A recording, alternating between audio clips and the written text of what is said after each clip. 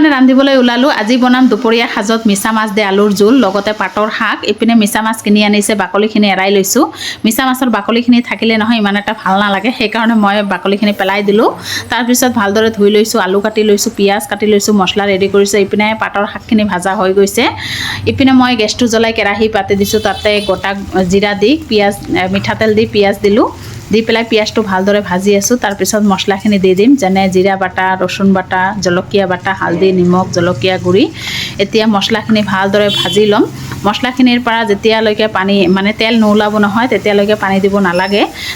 তেনেহলে তৰকাৰীটো নমজে হেয়া দেখিছে নহয় যেতিয়ালৈকে মানে তেলটো ওলাইছে তেতিয়া মই মাছটো দি দিলো দি পেলাই আলুও দি দিছো একেলগে ভাজি এতিয়া গৰম পানী দি দিম ভিডিওটো চাই কেনে পালে কমেন্টত জনাব আৰু প্লিজ এটা সাবস্ক্ৰাইব মাৰি দিব